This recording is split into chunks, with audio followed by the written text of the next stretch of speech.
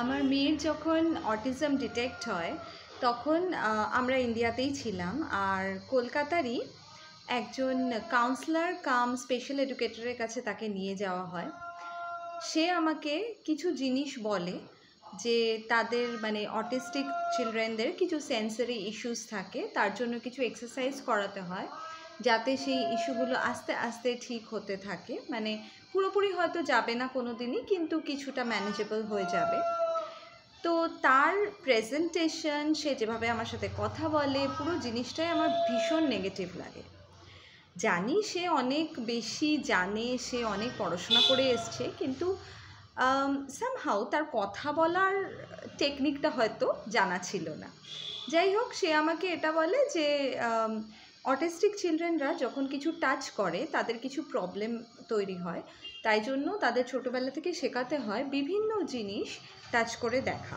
যেরকম ওকে বাড়িতে একটু আলু মাখতে দেবেন, বা স্লাইম নিয়ে খেলতে দেবেন, বা এই ধরনের জিনিস যেরকম গরম ঠান্ডা এগুলো আস্তে আস্তে শেখাতে হবে, যে তাতে হাত দিলে সেরকম কোনো প্রবলেম হয় না। সাংঘাতিক গরম সাংঘাতিক ঠান্ডা অবশ্যই নয়, কিন্তু হ্যাঁ ওই হঠাৎ করে যে মেল্ট ডাউন হওয়া বা আমি চাইছি না ওটা কাজ করতে, এই ব্যাপারগুলো যাতে আস্তে আস্তে কেটে যায়।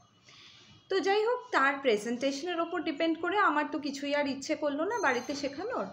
তারপর ওকে বলা হয়েছিল যে ভাত মেখে যেন নিজে সে খায়, হাত দিয়ে খায়, স্পুন বা ফর্ক ইউজ করা যাবে না, তাহলে নাকি কোনো দিনই সে কোনো কিছু টাচ করতে চাইবে না, সব কিছুই তার প্রবলেম তৈরি হয়ে যাবে কোনো কিছু টাচ করলে।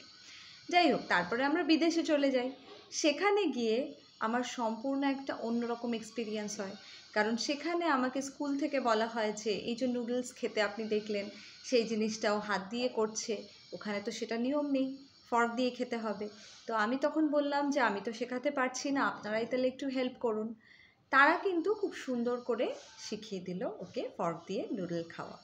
এখন আজকের ডেটে দাঁড়িয়ে ও মাঝে মধ্যে ফর্ক দিয়েও খায়, মাঝে মধ্যে হাত দিয়েও খায়। ওর মধ্যে একটা জিনিস আছে যে জিনিসটা ওর খুব ভালো লাগে, সেই জিনিসটা যত তাড়াতাড়ি সম্ভব খেয়ে নেয়, আর সেটার জন্য যা সামনে পায়, যদি ফর্ক সামনে না পায় ও হাত দিয়েই শুরু করে দেয় খাওয়া। তো যাই হোক, আমার এই ভিডিওটা করার উদ্দেশ্য এটাই যে সব কিছুই কিন্তু আলাদা আলাদা জায়গায় আলাদা আলাদা রকমভাবে ট্রিট করা যায়। কোনো কিছুই রিজিড নয়, কোনো কিছুই একদম এটাই করতে হবে ওরকম কিছু নয়।